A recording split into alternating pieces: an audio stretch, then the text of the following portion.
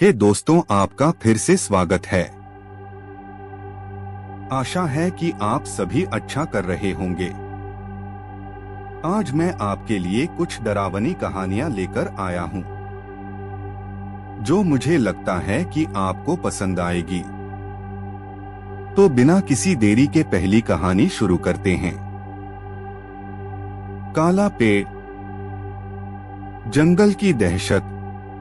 गांव के किनारे एक घना जंगल था, जिसे लोग काले पेड़ का जंगल कहते थे। इस जंगल के बीचों बीच एक विशाल काला पेड़ खड़ा था, जो वर्षों से वहां था। गांव वालों के बीच एक दहशत फैली थी कि जो भी इस पेड़ के पास जाता है, वह वापस नहीं आता। कहते थे, उस पेड़ पर एक भयानक आत्मा का वास है, जो अपनी ओर खींचती है। राजीव गांव का एक साहसी युवक था। उसे ऐसी कहानियों पर बिल्कुल यकीन नहीं था। वह विज्ञान का विद्यार्थी था और उसे लगता था कि ये सब बातें अंधविश्वास हैं। जब उसके दोस्तों ने उसे काले पेड़ के बारे में बताया, तो उसने उन्हें चुनौती दी कि वह वहां जाकर सब कुछ ठीक ठीक देखेगा।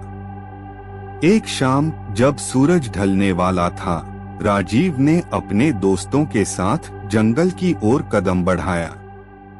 उसके दोस्तों ने उसे रोकने की बहुत कोशिश की, लेकिन राजीव अड़ा रहा। अंततः वे सब उसके साथ हो लिए, लेकिन जैसे जैसे वे जंगल के भीतर जाते गए, दोस्तों के चेहरे पर डर साफ झलकने लगा। जंगल में कदम रखते ही एक ठंडा सन्नाटा हर ओर फैला हुआ था। वहां किसी पक्षी की आवाज भी सुनाई नहीं दे रही थी। जंगल की हवा में कुछ अजीब था, जैसे कि वहां कोई अदृश्य ताकत हो जो हर चीज पर काबू रखे हुए हो। पेड़ पौधों की शाखाएं भी अजीब ढंग से मुड़ी हुई थीं, मानो किसी ने जानबूझकर उन्हें तोड़ा हो। राजीव और उसके दोस्त धीरे धीरे आगे बढ़ते गए। आखिरकार काले पेड़ की छाया उनके सामने प्रकट हुई। यह पेड़ बाकी पेड़ों से बहुत बड़ा और डरावना था। इसकी शाखाएं किसी जीवित प्राणी की भांति हरकत कर रही थीं। पेड़ के तने पर अजीब सी आकृतियां बनी हुई थीं, जैसे कोई भयानक चेहरा हो। राजीव के दोस्तों ने उसे वापस चलने के लिए कहा, लेकिन वह जिद्दी था। उसने अपने बैग से एक छोटा सा कुल्हाड़ा निकाला और बोला, अगर यह पेड़ इतना डरावना है तो मैं इसे काट दूंगा। दोस्तों ने डरते हुए उसे मना करने की कोशिश की, लेकिन राजीव ने उनकी एक न सुनी। जैसे ही उसने पेड़ के तने पर कुल्हाड़ा मारा, पेड़ से खून जैसा लाल तरल बाहर निकला। सभी दोस्त चीख उठे, लेकिन राजीव हैरान खड़ा था। तभी अचानक पेड़ की शाखाएं हिलने लगीं और पेड़ से एक गहरी भयानक आवाज निकली, तुमने मुझे जगाया है। अब तुम सबको इसकी सजा मिलेगी। वह आवाज सुनते ही राजीव के दोस्तों ने भागने की कोशिश की, लेकिन जंगल की झाड़ियां अचानक से जाल की तरह उनके पैरों में उलझ गईं। राजीव भी हिल नहीं पा रहा था। काले पेड़ के चारों ओर धुंध फैलने लगी और उस धुंध से एक परछाई प्रकट हुई।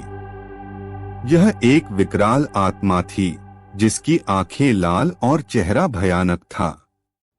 उसकी लंबी नुकीली उंगलियां किसी जाल की तरह फैल गई थीं, और वह राजीव की ओर बढ़ रही थी। तुम्हारी गलती थी कि तुमने मुझे जगाया।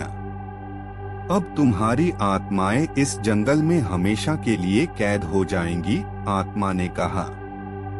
राजीव ने डर से कांपते हुए कहा, मैंने ऐसा कुछ नहीं किया, मुझे माफ कर दो। लेकिन आत्मा ने ठहाका लगाते हुए कहा, अब माफी नहीं मिलेगी। मैं वर्षों से भूखी थी और तुमने मुझे जगा दिया है। अब तुम सब मेरे हो। अचानक आत्मा ने एक तेज चीख मारी और राजीव के चारों ओर अंधेरा छा गया। उसकी आंखों के सामने सब कुछ धुंधला हो गया और वह बेहोश होकर जमीन पर गिर पड़ा। उसके दोस्तों ने उसे होश में लाने की कोशिश की, लेकिन राजीव बेहोश पड़ा रहा। जब राजीव को होश आया तो उसने देखा कि वह काले पेड़ के नीचे अकेला पड़ा है। उसके सारे दोस्त गायब थे। उसकी सांसें तेज हो गईं और उसने उन्हें पुकारा, लेकिन कोई जवाब नहीं आया। उसने पेड़ के चारों ओर देखा और अचानक उसकी नजर उन आकृतियों पर पड़ी जो पेड़ के तने पर थीं। उन चेहरों में से एक चेहरा उसके दोस्त अमित का था। राजीव का दिल बैठ गया। वह समझ गया कि उसके दोस्त अब इस पेड़ का हिस्सा बन चुके हैं। वह चीखने लगा, नहीं, यह नहीं हो सकता। लेकिन तब तक बहुत देर हो चुकी थी। काले पेड़ ने उनके शरीर और आत्मा दोनों को निगल लिया था। अब उसकी बारी थी। आत्मा फिर से प्रकट हुई और बोली, अब तुम्हारी बारी है। इस जंगल में प्रवेश करने वाले की मौत निश्चित है। तुम अब मेरे होंगे। राजीव ने पेड़ से भागने की कोशिश की, लेकिन पेड़ की जड़ें उसकी टांगों में लिपट गईं। वह जाल में फंस गया था। पेड़ ने उसकी आत्मा को खींच लिया और वह भी उसी पेड़ का हिस्सा बन गया। गांव में अब तक कई लोग काले पेड़ के जंगल से लापता हो चुके थे, लेकिन कोई भी उनकी हकीकत नहीं जानता था। जो भी व्यक्ति उस जंगल के भीतर जाता, वह कभी वापस नहीं लौटता। काले पेड़ में अब और भी अधिक चेहरों की आकृतियां बनने लगीं और हर नए चेहरे के साथ उसकी ताकत बढ़ती जा रही थी। उस पेड़ में फंसे लोगों की आत्माएं उसे और शक्तिशाली बना रही थीं। गांव वाले अब उस जंगल के करीब भी नहीं जाते थे। एक अजीब दहशत ने पूरे गांव को घेर लिया था। वे जानते थे कि अब कोई भी उस काले पेड़ के पास नहीं जाएगा और जो जाएगा उसकी आत्मा वहीं कैद हो जाएगी। अनजान मेहमान। अजनबी का आगमन। यह सर्दियों की एक काली रात थी। घने बादलों ने पूरे आसमान को ढक लिया था और गांव में तेज हवाएं चल रही थीं। रमेश और उसकी पत्नी सविता अपने छोटे से घर में बैठे आग ताप रहे थे। उनका घर गांव के किनारे था, जहां कभी कभी ही कोई आता जाता था। इस भयानक रात में बाहर की ठंडी हवाओं की आवाज और उनके पुराने घर की खिड़कियों का चरमराना एक डरावना माहौल पैदा कर रहा था। अचानक दरवाजे पर जोर की दस्तक हुई। इतनी रात में कौन हो सकता है? सविता ने घबराकर रमेश की ओर देखा। उन्होंने सोचा कि शायद कोई मुसाफिर रास्ता भटक गया होगा। रमेश दरवाजे की ओर बढ़ा और उसे खोलते ही उसके सामने एक अजनबी खड़ा था। वह आदमी लंबा, काले कपड़ों में लिपटा हुआ था। उसके चेहरे पर बड़ी बड़ी आंखें थीं और उसकी आंखों में एक अजीब चमक थी। क्या मैं अंदर आ सकता हूँ? उस अजनबी ने धीमी लेकिन गहरी आवाज में पूछा। रमेश ने थोड़ी हिचकिचाहट के साथ उसे अंदर आने दिया। अजनबी घर के अंदर आया और चुपचाप कोने में बैठ गया। वह कुछ भी नहीं बोल रहा था, बस अपने चारों ओर देखने में मग्न था। उसकी हरकतें सामान्य नहीं लग रही थीं और सविता को भी उसकी मौजूदगी से असहज महसूस हो रहा था। रात गहराने लगी और अजनबी ने धीरे धीरे अपनी अजीब हरकतें शुरू कर दी। वह आग के सामने बैठा था, लेकिन उसकी छाया दीवार पर नहीं पड़ रही थी। यह देखकर सविता ने रमेश से धीरे धीरे कहा, इस आदमी की छाया क्यों नहीं है? रमेश ने पहले ध्यान नहीं दिया था, लेकिन अब उसे भी यह बात अजीब लगी। अचानक अजनबी हंसने लगा। उसकी हंसी बेहद डरावनी और ठंडी थी। रमेश ने उससे पूछा, आप कौन हैं? और इतनी रात को यहाँ क्यों आए हैं? अजनबी ने सीधा जवाब नहीं दिया। वह अपनी नजरें सीधे सविता पर टिकाकर बोला, तुम्हारे घर में रहना अच्छा है। मैं यहाँ कुछ देर और ठहरूंगा। सविता का दिल तेजी से धड़कने लगा। उसने महसूस किया कि इस आदमी की मौजूदगी में कुछ तो गलत था, लेकिन वह और रमेश दोनों ही समझ नहीं पा रहे थे कि क्या करें। तभी अजनबी ने अचानक कहा, तुम्हें पता है, मैंने इस घर को बहुत पहले देखा था। यह जगह मेरी है। रमेश और सविता चौंक गए। यह घर तो उनकी कई पीढ़ियों से था, तो फिर यह आदमी ऐसा क्यों कह रहा था? अजनबी ने धीरे धीरे अपनी कहानी बतानी शुरू की। यह घर कभी मेरा था, वर्षों पहले। मैं यहाँ अपने परिवार के साथ रहता था, लेकिन एक रात आग लगी और मेरे पूरे परिवार की मौत हो गई। उस रात मैं भी मर गया, लेकिन मेरी आत्मा यहाँ से कभी नहीं गई। मैं यही हूँ और अब तुम मेरे साथ रहोगे। यह सुनते ही रमेश और सविता की रीढ़ में सिहरन दौड़ गई। वे समझ गए थे कि यह कोई साधारण इंसान नहीं है, बल्कि एक भूत है। उनकी सांसें तेज हो गईं और वे दोनों घबराकर पीछे हटने लगे। अब तुम इस घर में सुरक्षित नहीं हो, अजनबी ने कहा। उसकी आंखों में गुस्सा और नफरत भरी थी। वह धीरे धीरे उनके करीब आ रहा था और उसकी छाया अब भी गायब थी। रमेश ने हिम्मत जुटाई और कहा, तुम क्या चाहते हो? अजनबी ने जवाब दिया, मैं चाहता हूँ कि तुम दोनों भी मर जाओ, ताकि तुम मेरे साथ हमेशा के लिए यहाँ रह सको। मैं अकेला नहीं रह सकता। रमेश और सविता ने जैसे तैसे खुद को संभाला और भागने की कोशिश की, लेकिन जैसे ही वे दरवाजे की ओर बढ़े, दरवाजा खुद ब खुद बंद हो गया। खिड़कियां भी तेज हवाओं के साथ बंद हो गईं। अब उनके पास कोई रास्ता नहीं था। अजनबी उनकी ओर बढ़ रहा था। उसके चेहरे पर एक भयानक मुस्कान थी। उसने कहा, तुम बच नहीं सकते। यह घर अब तुम्हारा कब्रिस्तान बनने वाला है। रमेश ने तेजी से इधर-उधर देखा और उसे लकड़ी का एक डंडा मिला। उसने डंडे से अजनबी पर हमला करने की कोशिश की, लेकिन अजनबी के शरीर से डंडा पार हो गया, जैसे वह कोई ठोस वस्तु न हो। तुम्हारी दुनिया की चीजें मुझे नहीं छू सकती, अजनबी ने ठहाका लगाते हुए कहा। अब सविता पूरी तरह से घबरा गई थी। उसने भगवान का नाम लेना शुरू किया और प्रार्थना करने लगी। तभी अजनबी ने गुस्से से चिल्लाते हुए कहा, यह सब बेकार है। अब तुम्हें कोई नहीं बचा सकता।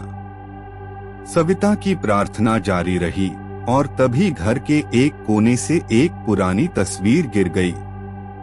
तस्वीर में रमेश के दादा दादी थे। अचानक अजनबी की आंखें उस तस्वीर पर टिक गईं और वह ठिठक गया। उसकी आंखों में डर दिखाई देने लगा। रमेश ने समझा कि यह तस्वीर शायद कुछ महत्वपूर्ण है।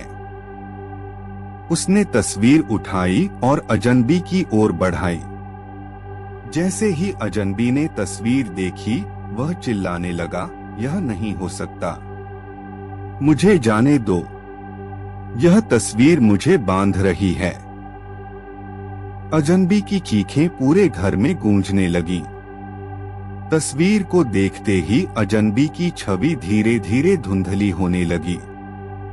उसकी शक्ति कमजोर पड़ने लगी थी। सविता ने भी अपनी प्रार्थना जारी रखी। अचानक अजनबी पूरी तरह से गायब हो गया। घर में चारों ओर सन्नाटा छा गया। दरवाजा और खिड़कियां फिर से खुल गईं और हवा का शोर बंद हो गया। अगली सुबह रमेश और सविता ने गांव के बुजुर्गों से इस बारे में बात की। उन्होंने बताया कि कई साल पहले इसी घर में एक परिवार रहता था जो आग में जलकर मर गया था, लेकिन उनका एक सदस्य जो कि बेहद गुस्सैल और बदमाश था, उसकी आत्मा इस घर में अटकी रह गई थी। वह घर की दीवारों में बंद हो गई थी और उसे मुक्ति नहीं मिली थी। रमेश और सविता ने उस तस्वीर को घर के एक खास कोने में रख दिया और हर रोज उसकी पूजा करने लगे। धीरे धीरे घर में सब कुछ सामान्य हो गया, लेकिन एक बात दोनों के दिल में हमेशा रही, कहीं वह अनजान मेहमान फिर से लौट न आए।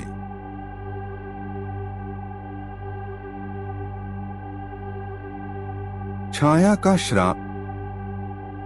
पुराना हवेली का रहस्य। रात का अंधेरा धीरे धीरे हर ओर फैल चुका था। चारों ओर सन्नाटा था, बस हवाओं की सनसनाहट और कभी कभार उल्लू की आवाज सुनाई दे रही थी। गांव के बाहर एक पुरानी खंडहर हवेली थी, जिसे लोग छाया हवेली के नाम से जानते थे। यह हवेली वर्षों से वीरान पड़ी थी और गांव वालों के बीच इसके बारे में अजीबोगरीब कहानियां प्रचलित थीं। कहते थे कि वहां जाने वाला कोई भी इंसान वापस नहीं आता। नील एक युवा फोटोग्राफर था, जिसने नई जगहों और उनके रहस्यों की खोज करना अपना शौक बना रखा था। जब उसे इस हवेली के बारे में पता चला तो उसका रोमांच चरम पर था। वह उस हवेली को देखने और वहां की तस्वीरें लेने के लिए बेताब हो गया। गांव के लोग उसे वहां जाने से रोकने लगे, लेकिन नील को उनकी कहानियां काल्पनिक लगी। उसका मानना था कि अंधविश्वास और डर की वजह से लोग इस हवेली से दूर रहते थे। आखिरकार एक ठंडी रात को नील ने अपने कैमरे के साथ हवेली की ओर कदम बढ़ाया। हवेली की ओर जाते समय रास्ते में सिर्फ धुंधली चांदनी थी। जैसे जैसे वह हवेली के करीब पहुंचा, उसकी दिल की धड़कन तेज होने लगी। हवेली की टूटी फूटी दीवारें और बंद खिड़कियां एक अजीब सिहरन पैदा कर रही थीं। हवेली के अंदर दाखिल होते ही एक ठंडी हवा का झोंका उसके चेहरे पर पड़ा। अंदर का माहौल बेहद भयावह था। नील ने अपना कैमरा निकाला और तस्वीरें लेना शुरू किया। जैसे ही उसने पहली तस्वीर ली, उसे पीछे से किसी की सांसों की आवाज सुनाई दी। वह पलटा, लेकिन वहां कोई नहीं था। उसने इसे अपने मन का वहम समझा और आगे बढ़ा। हवेली के अंदर एक पुराना टूटा फूटा दर्पण था। नील ने उसकी ओर देखते हुए एक तस्वीर ली, तभी उसे दर्पण में अपने पीछे एक छाया दिखाई दी। उसका दिल धक से रह गया। जैसे ही उसने मुड़कर देखा, वहां कोई नहीं था। लेकिन अब वह समझ गया था कि कुछ तो अजीब है। नील ने दर्पण की ओर दोबारा देखा। इस बार छाया बिल्कुल साफ दिखाई दे रही थी। वह छाया धीरे धीरे आकार लेने लगी और एक स्त्री का रूप धारण कर लिया। उस स्त्री की आंखें लाल थीं और उसके चेहरे पर एक अजीब सी क्रूर मुस्कान थी। नील घबराया और भागने की कोशिश की, लेकिन उसके पैर जम से गए। तुमने यहाँ आने की गलती की है, उस छाया ने कहा। उसकी आवाज ठंडी और कंपकंपाती थी। नील का गला सूख गया। उसने लड़खड़ाते हुए पूछा, तुम कौन हो? मैं इस हवेली की छाया हूँ। जो भी यहाँ आता है, उसे अपनी मौत का सामना करना पड़ता है। नील की सांसें तेज हो गईं और उसने पूरी ताकत लगाकर खुद को वहां से निकालने की कोशिश की। जैसे ही वह दरवाजे की ओर भागा, दरवाजा अचानक बंद हो गया। हवेली के अंदर अब सिर्फ छाया और नील थे। छाया ने एक ठहाका मारा और कहा, तुम जानना चाहते हो मैं कौन हूँ? सुनो मेरी कहानी। कई साल पहले यह हवेली एक धनी जमींदार की थी। उसकी पत्नी सुजाता एक सुंदर और भोली महिला थी जो हवेली में अकेले रहती थी।